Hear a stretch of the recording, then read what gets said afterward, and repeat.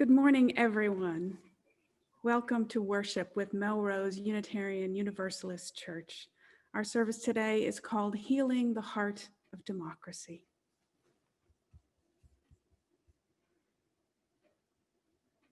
Good morning. I am the Reverend Dr. Suzanne Intriligator.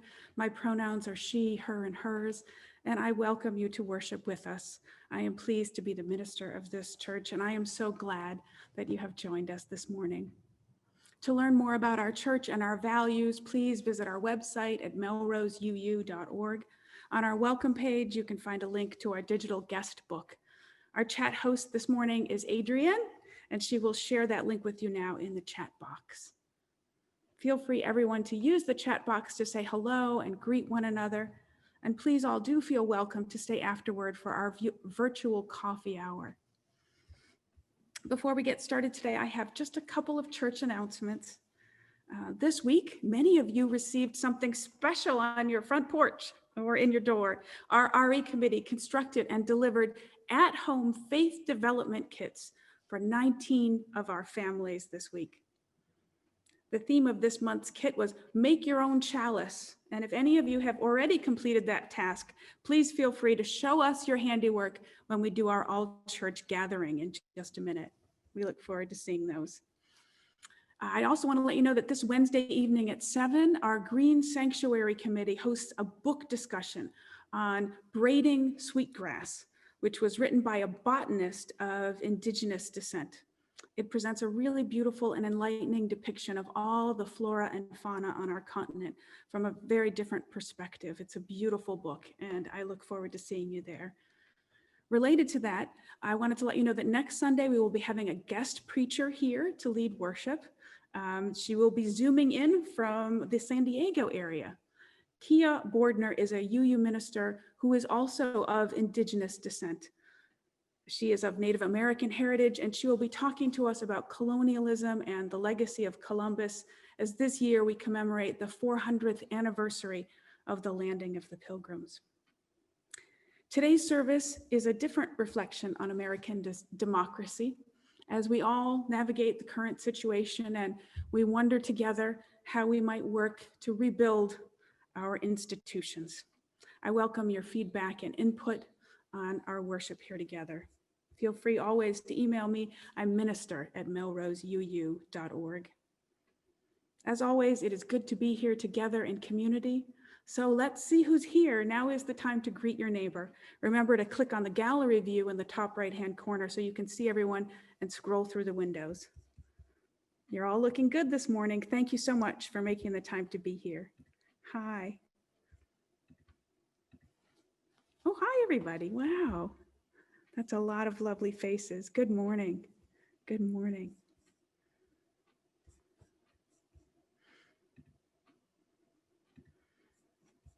Thank you. Thanks, everybody, for being here. And now to introduce our introit this morning is our guest music director, Vivian Montgomery. Vivian, take it away. Good morning, everyone. It's great to see you. This morning's introit is going to be I Believe by the composer and music director, Mark Miller. He describes his music very humbly as being something like spiritual Disney. And so his pieces are very appealing, very accessible. In this case, this is a particularly moving and wonderful setting of a text that's about faith, about finding faith where one might not actually see evidence that things are going to be okay. And I was introduced to this song at the conference 2 years ago for the for the Association of UU Music Ministries, and he was the clinician and resident composer for that conference. And in the course of introducing us to this song and leading us in it, he told us the story of his own coming out as a gay man to his very conservative Methodist family, and how much trepidation he approached that with, and how much relief and support he received in the aftermath of that. And so this song that he then led us in singing, and we went on and on for about 10 minutes singing it over and over again. It's particularly moving to me because of the way that it reflects that reaching for hope and belief in the face of evidence to the contrary.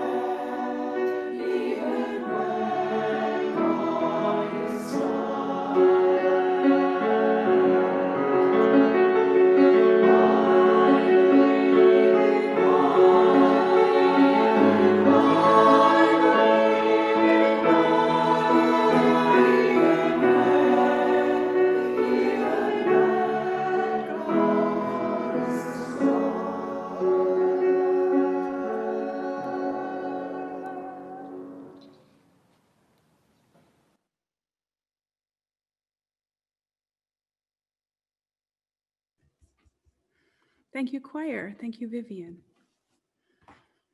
And now we have a testimonial this morning, which we haven't had in a while.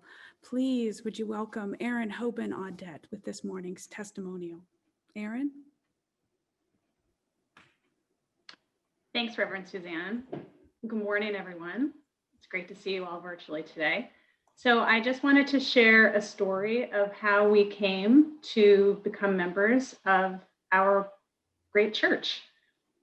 My husband and I were both raised Catholic, and we had talked for a long time about how we needed to start going to church again for the children's sake, but never quite got around to it. And when Tyler was about 5 years old, I had come home late from a meeting, and he was in bed but still awake, and called downstairs, "Mommy, Mommy." So I went upstairs and I looked at him and I said, "Hey, buddy, how was your day?" And he looked me dead in the eye and said, "What does God look like? Why does God never die? How can I be more like God so I never die?"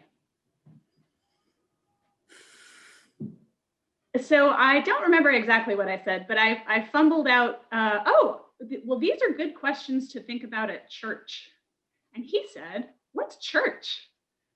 So I said, "Oh, church is a good place to go for these things." So again, because I had been raised Catholic, we first went to a mass, but I had started doing some research and was really intrigued and interested in the principles and ideas of the UU Church. And so after going to mass once, and Tyler wanted to go back, and I said, "Great." I said, "But we're going to try a different church this time." And now here we are 10 and a half years later. And I can't imagine having gotten through this past year, especially, but even the past 10 years, without being a part of this wonderful giving community. And so that's why I give back with my pledge and with my time, as I know so many of you do as well, because I get back so much more from our community. Thank you.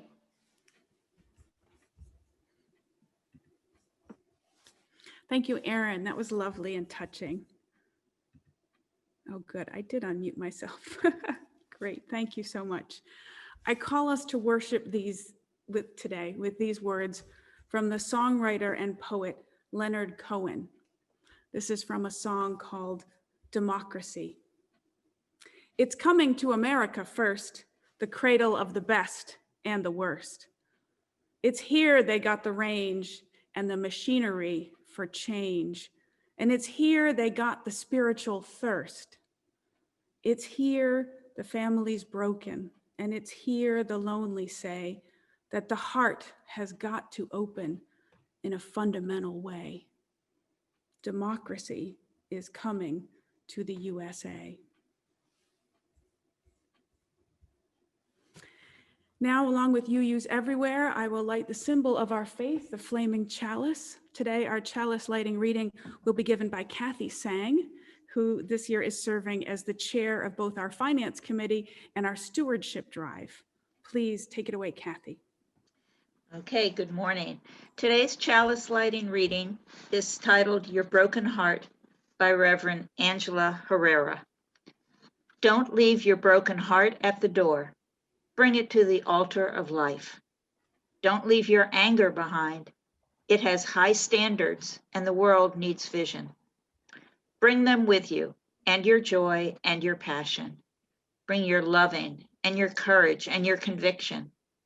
Bring your need for healing and your powers to heal. There is work to do, and you have all that you need to do it right here in this room.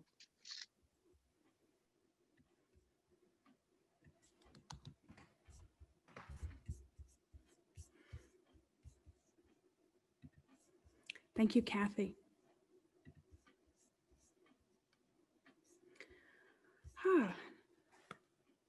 And now it is time for our opening hymn. Earlier this week, I was looking for the right hymns to go with today's theme, and I was surprised to see something in the teal hymnal that I had never seen before, a hymn with exactly the right words for today, co-written by Nita Penfold, a member of our congregation. I hadn't heard it sung before, so Vivian reached out to Nick's husband and co-author, Nita's husband and co-author, Nick Page, who made just for us this recording. For our opening hymn this morning, please join in as you like as Nick sings for us a lovely two-part canon called When Will the Fighting Cease?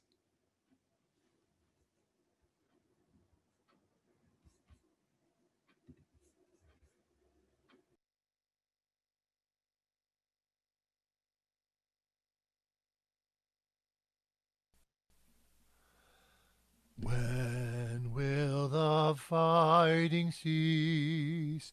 When will we live in peace? When our love breaks boundaries? When will the fighting cease? When will we live in peace? When our love breaks boundaries? When will the fighting cease? When will we live in peace? When our love breaks boundaries? When will the fighting cease? When will we live in peace? When our love breaks boundaries? When will the fighting cease? When will we live in peace? When our love breaks peace? When our love breaks, will the fighting cease? When will we live in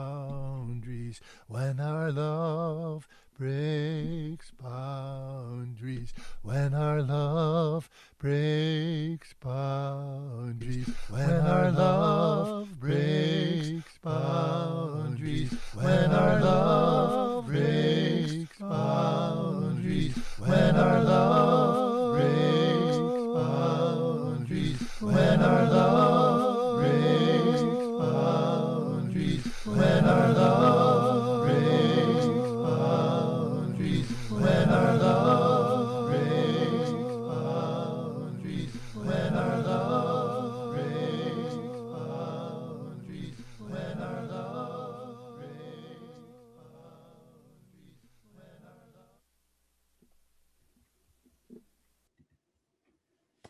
Thank you so much, Nick. And now it is time, I believe, for our story. Yes. Oh, no, it's not. I jumped the gun. Let us now join together in the words of our covenant, followed by the song of aspiration. Love is the doctrine of this church. The quest for truth is its sacrament, and service is its prayer. To dwell together in peace, to seek knowledge in freedom, to serve humankind in fellowship, to the end that all souls shall grow into harmony with the divine. This is our great covenant, one with another and with our God.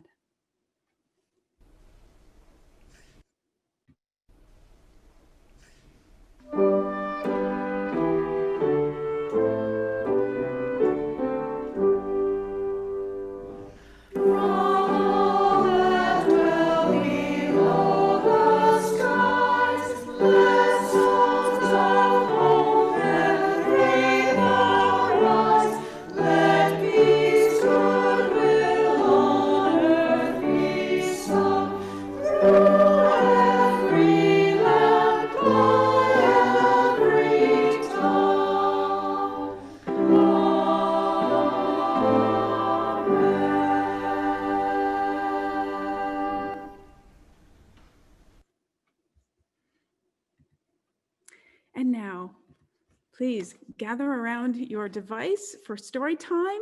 The story is called Superheroes Are Everywhere. Our story this morning is Superheroes Are Everywhere, and it was written by Kamala Harris, the woman who was just elected Vice President of the United States.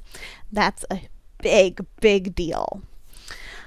I really liked this book because it reminded me of our first principle, and that everyone is important, and that everyone has something special to share with the world. Faster than a rocket ship, stronger than a tidal wave, braver than a lion. Superheroes always make the world better, no matter what goes wrong. Whenever there's trouble, superheroes show up just in time.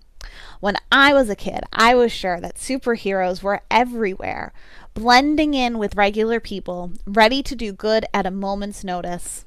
I was determined to find them, so I started my superhero search right at home. Heroes make you feel special. It didn't take too long to find one. I noticed my mom had a magic touch.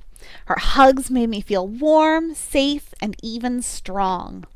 She knew I loved good food, so she taught me her secret recipes, and we'd create huge, delicious meals together for our friends and family. I even cooked some of the dishes all by myself. See, Kamala, my mom would say, you can do anything if you put your heart in it and try hard. Anything in the world. My mom was a superhero because she made me feel special. She believed in me, and that helped me believe I could do anything. Who makes you feel special? My sister and Maya and I did everything together. Ballet class, piano lessons, bike riding, and board games. I knew that if I ever needed her, she'd be there, one half of our dynamic duo. When we felt sad, my mom would throw us an unbirthday party so we'd feel better. Together, we'd eat unbirthday cake, open unbirthday presents, and dance around the living room. Maya was always by my side. My sister was a superhero because she was someone I could count on. Who can you count on? Heroes make you feel brave. I kept searching for superheroes in other parts of my family. My dad wanted me to be fearless. Whenever we were at the park, he'd let go of my hand and call out, "Run, Kamala, run!" And I'd run as far as I could for as long as I could. My dad was a superhero because he made me feel brave. Who makes you feel brave? Heroes stand up for what's right. My grandmother was one of the smartest people I've ever met, and she used her smarts and her voice to speak out for women who were being hurt and to teach them how to stay healthy. My grandfather used his voice to make India a free country.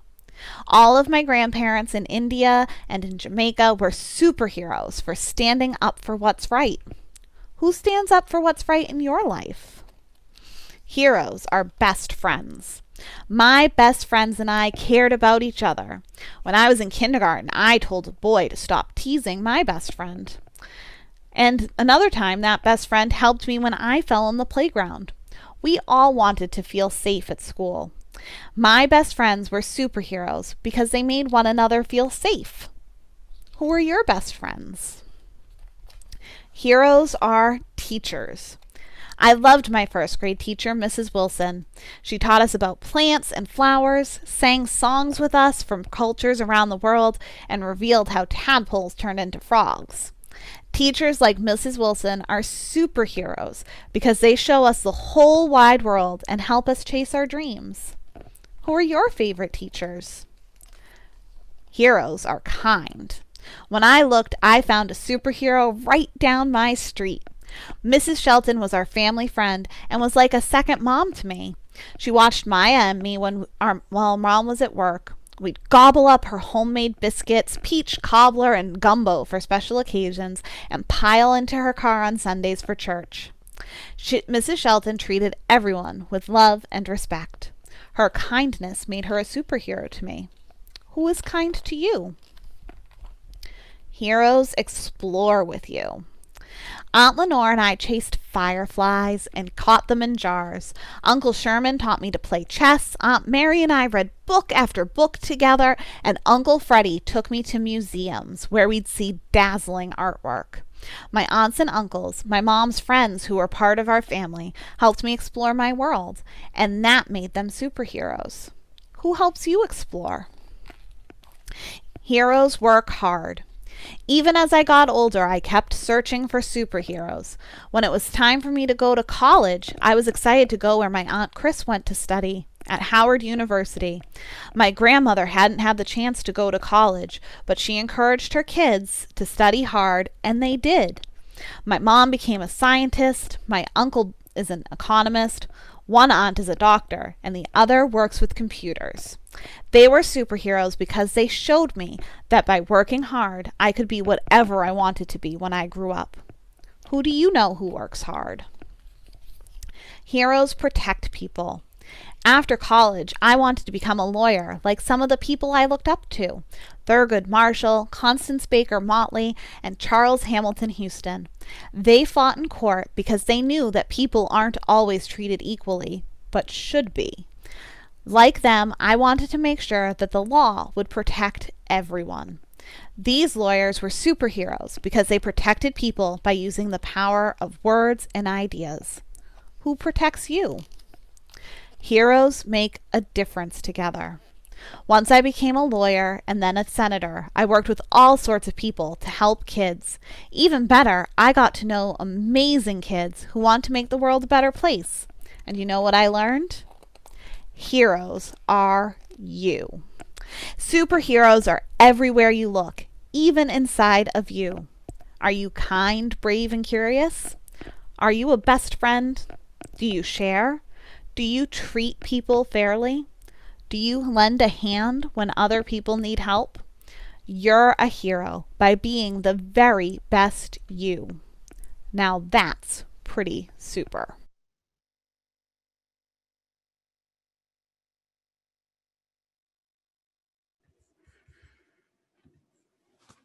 Thank you, Katie. Every Sunday in our worship, we set aside time for prayer and meditation, including some time for quiet.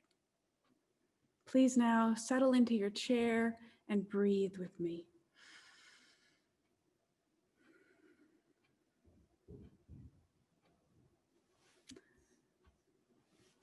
Today we'll share in our centering song and then in a few minutes of quiet.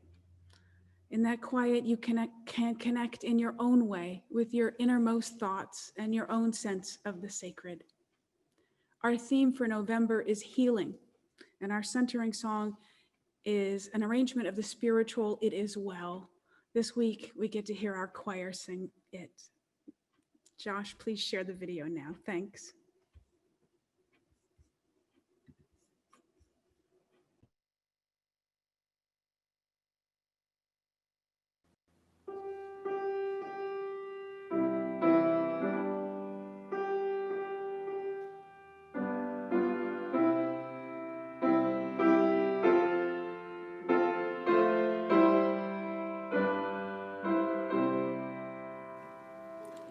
When peace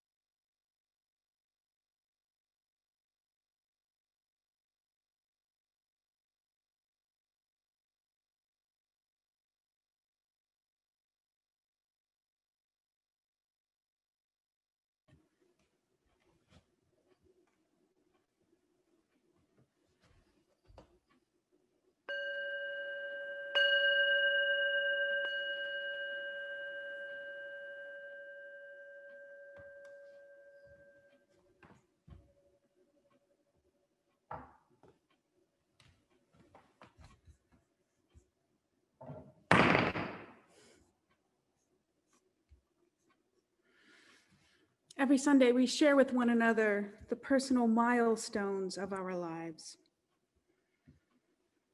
the joys and sorrows that mark our days so that we might get to know one another better and share our life journeys together as one community. Please now, if you have a sorrow you would like to share today, type it into the chat box and I will read them aloud.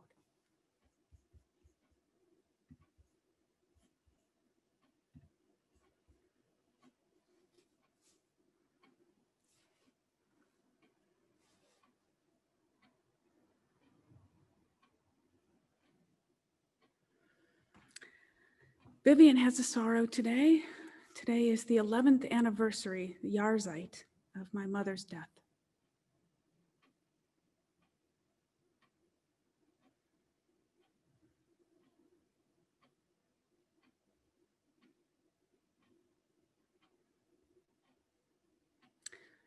From James, a sorrow for all the kids and adults who are struggling with online teaching and learning. It is really taking a toll on many. From John R. to everyone, concern for Bonnie's cousin Chuck, who has COVID and is on a ventilator. From Damien, sorrow, my Aunt Sharon is going through cancer treatment. From Corey, a candle for my friend Laura M. and her daughter Sylvie, who are homesick with COVID. From Adrienne H., candle of concern for my dear friend whose cancer has spread to her brain. Please keep her in your prayers. From Rebecca, a candle of concern for my brother-in-law Kevin, who fell and broke his femur in 2 places.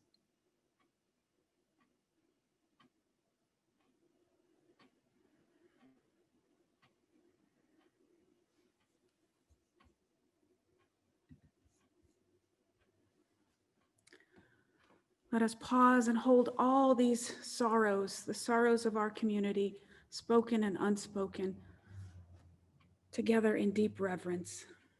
May those who are hurting this week feel our companionship and our care. May they know our compassion. If they ask, we will give them our help, and now we send them our wishes and our prayers for strength and healing. I will light one candle as a beacon of care for all the sorrows, spoken and unspoken today.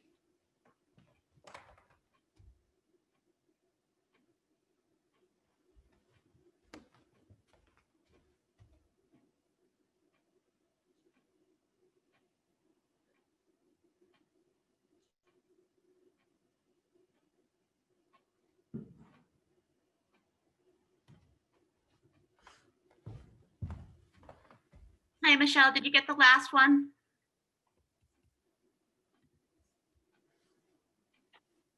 Yeah, thank you. We have one more sorrow.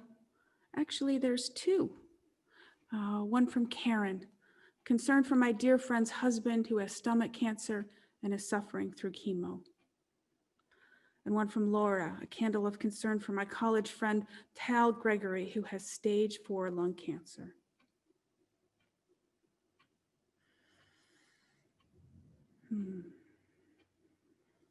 We hold those concerns too, and we send you our prayers for strength and healing.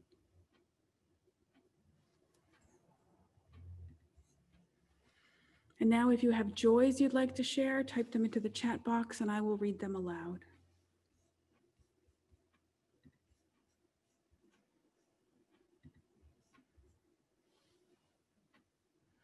From Mary H., my granddaughter Maggie was born on October 28th in Austin, Texas. My husband and I were able to drive there and help for 2 weeks. I feel so blessed. All are doing well. A joy from Corey for my dear friend Mac, who has been unconscious in the Brigham for several months with leukemia. His lungs are healing and he is spending more time awake.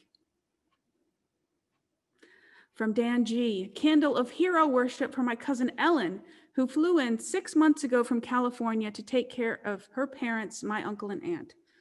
Moved them from Florida to Rhode Island, handled her dad's hospitalizations and her mom's increasing dementia, and has now moved in with them in an assisted living facility. We'll fly home soon, no doubt exhausted. From Karen, a candle of joy for my son Gabe and his partner Monica, who are having a baby boy in March. From Lisa and John, a candle of joy that my sister and brother-in-law spent the first night in the new family home.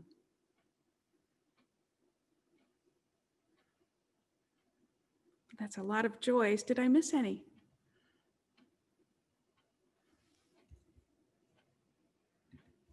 Wonderful, thank you. By speaking all these joys and sharing them with us, you connect us to your happiness and the grace that is flowing through your life. We celebrate with you. I now will light one more candle to shine out our joy for all the blessings shared this morning.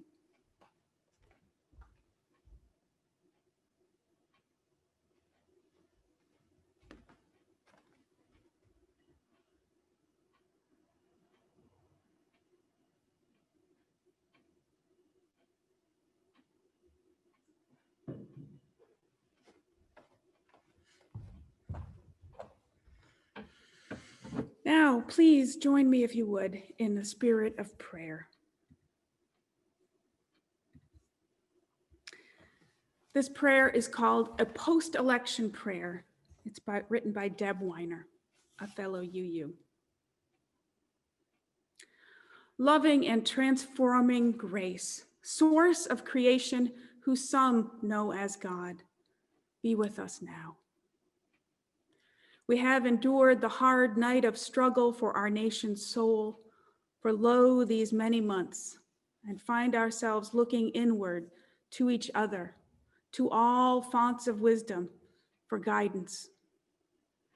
Some have experienced moments of rejoicing for glass ceilings shattered, for a sense that our chosen candidate has prevailed, and some may be in deep mourning for the loss of the person we supported and believed in, so that now we are in the pit of despair. Where do we go next? How do we mend the wounds of this nation, born out of an audacious and tentative experiment in democracy? How do we become united once more?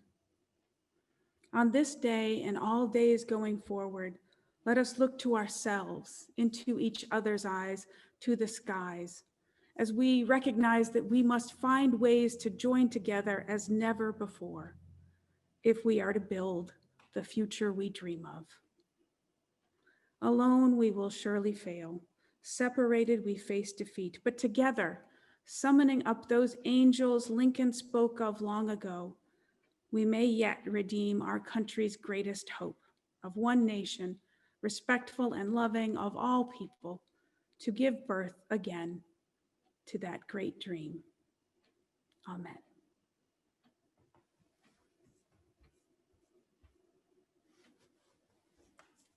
Now is the time for our offertory, the moment in our service. If we were here, we would be passing the plate.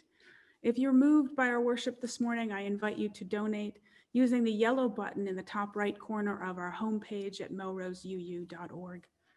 Be sure to mark your gift as pledge or plate, and remember that half of our donations this month will go to Bread of Life, which feeds the hungry in the nearby town of Malden.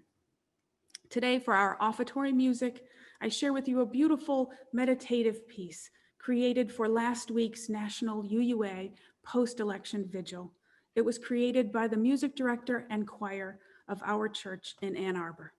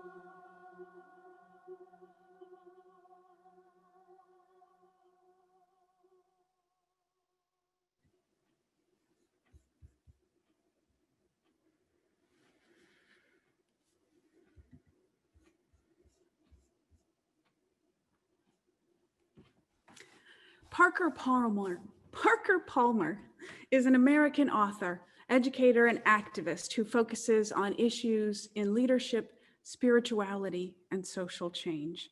He is an active Quaker. In his 2010 book called Healing the Heart of Democracy, The Courage to Create a Politics Worthy of the Human Spirit, he writes, "Heart comes from the Latin core and points not merely to our emotions, but to the core of the self, the center place where all of our ways of knowing converge: intellectual, emotional, sensory, intuitive, imaginative, experiential, relational, and bodily, among others. The heart is where we integrate what we know in our minds with what we know in our bones, the place where our knowledge can become more fully human. Core is also the Latin root from which we get the word courage. When all that we understand of self and world comes together in the center place called the heart, we are more likely to find the courage to act humanely on what we know.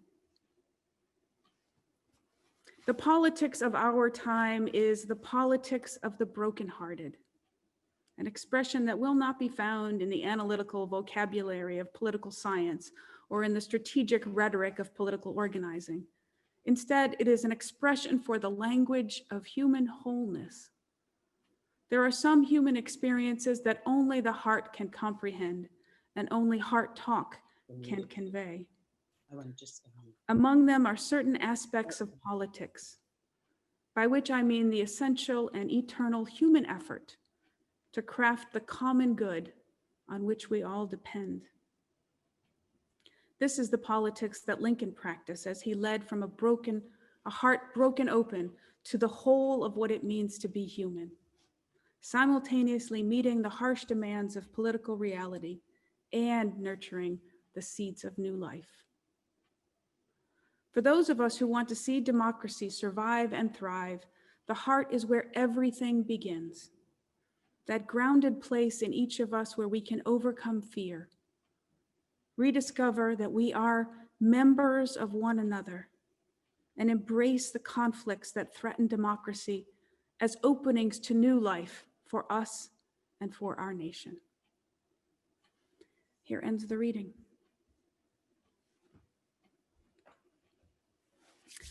In 2016, a local reporter visited Parker Palmer in his home in Madison, Wisconsin, and the reporter asked him, "Do we really have to stop complaining about our enemies?"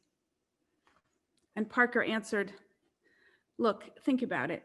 When was the last time that in your home or in your neighborhood or in your workplace or in your congregation that talking about people who aren't in the room solved any problem?"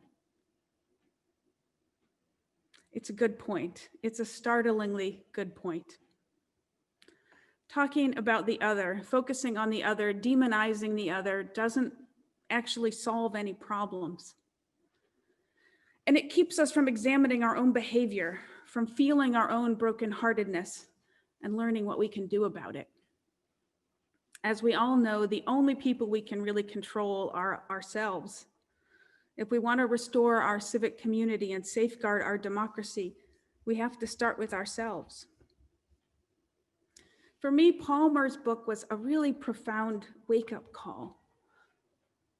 It helped me to start paying attention to my own brokenheartedness and to really think deeply about what he means when he writes about a heart broken open.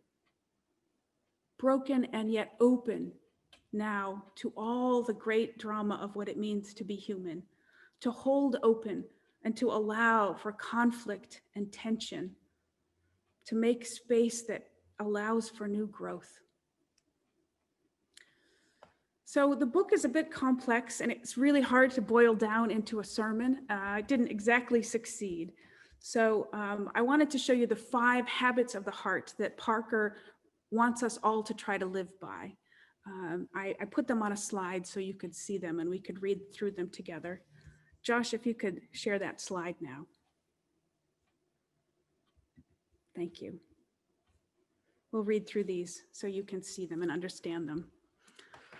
Parker Palmer's 5 Habits of the Heart to Restore Our Democracy. 1, an understanding that we are all in this together. 2, an appreciation of the value of otherness. 3, an ability to hold tension in life-giving ways. 4, a sense of personal voice and agency. And 5, a capacity to create community. He believes that if all of us can start to practice all of these things, or most of them, or some of them in our daily lives and in our local communities, that would go a long way to restoring our civic life as a nation and helping us to repair the damage. Okay, Josh, you can put that away now. I think each of these is worthy and interesting and worthy of further discussion. But 5 points are just too many for a sermon. So we'll boil them down the way I've seen Parker do it in a few interviews.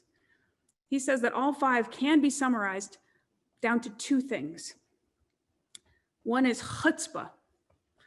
And chutzpah, to know and speak your own truth as plainly as possible. And 2, humility. To know that your truth is not the only truth. That listening is an important part of growing. Diversity is what makes innovation possible. The really interesting point in the book, though, I think, is when these 2 things interact with each other, when you try to hold them simultaneously.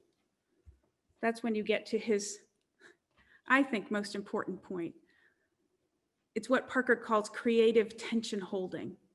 It's when you can keep 2 opposing ideas in your mind at once and give them both space. Allow their interaction to generate other possibilities and other ideas. This is the heart of creativity, and it's the basic building block of social change. It starts with listening and balancing listening with your own truth, listening to yourself as well. To teach us about creative tension building, Parker Palmer uses 2 prime examples in his book. Lots of examples, but I'll stick with 2. One of them is Abraham Lincoln, who suffered from depression his whole life and managed to distill that wisdom down to something he could use and employ to lead the country through the Civil War. At the time, lots of people offered him the treatments of the day, and Lincoln refused to use anything that would numb his feelings. He allowed himself to be depressed because he believed that from that darkness, he could hone wisdom. The other person that Parker holds up, coincidentally, is someone that we just talked about in worship last week, Congressman John Lewis. He tells a great story about Lewis that he uses to frame the book. Several years ago, Parker Palmer happened to be on a bus seated in the row behind John Lewis, and he overheard him tell this story. In 1961, Lewis and a friend were at a bus station in Rock Hill, South Carolina, when several young white men attacked them and beat them bloody with baseball bats. Lewis and the friend were doing civil rights work, and of course, some of the locals didn't support that. Lewis and his friends did not fight back. They declined to press charges. They simply treated their wounds and went on with their civil rights work. In 2009, 48 years after this event, a white man about John Lewis's age walked into his office on Capitol Hill, accompanied by his middle-aged son. "Mr. Lewis," he said, "my name is Elwyn Wilson. I'm one of the men who beat you in that bus station back in 1961. I want to atone for the terrible thing I did.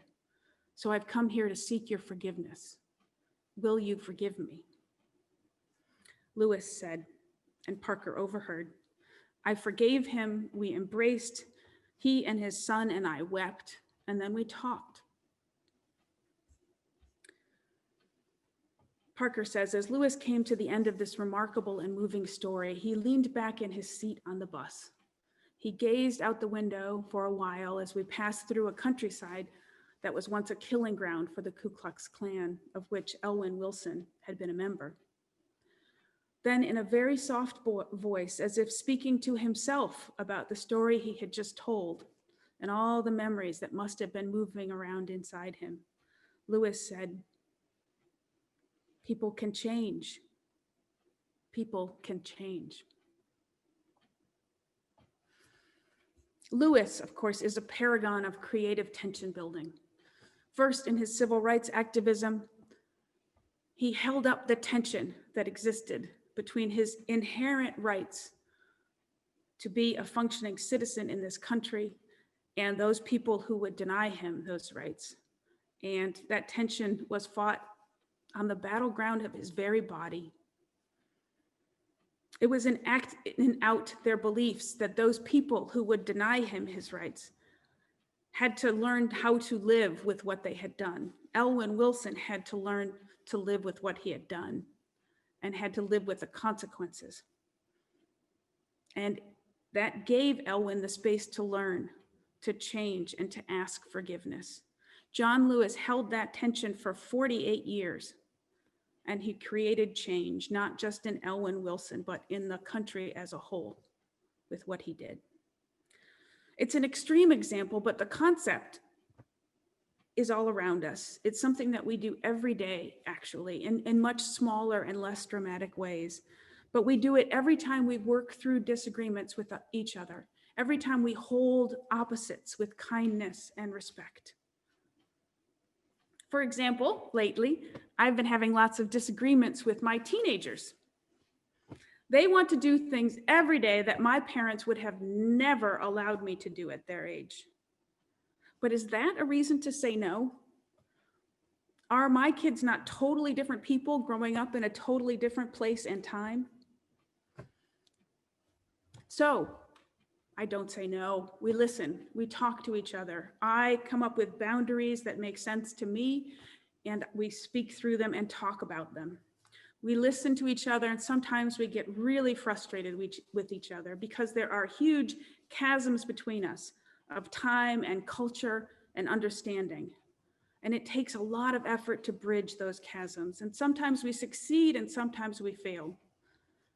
But it's the holding of the both and where the relationship itself lives. And that is the place that has the potential to help us all grow and withstand the trials to come. That's the creative tension building place. Parker Palmer writes, "We engage in creative tension holding every day in every dimension of our lives, seeking and finding patches of common ground. We do it with our partners, our children, and our friends as we work to keep our relationships whole and healthy. We do it in the workplace as we come together to solve practical problems. We've been doing it for ages in every academic field, from the humanities to all the sciences. Human beings have a well-demonstrated capacity to hold the tension of differences in ways that lead to creative outcomes. And we can apply that capacity to politics. It's not an impossible dream. In fact," Parker goes on, "our capacity for creative tension holding is what made the American experiment possible in the first place.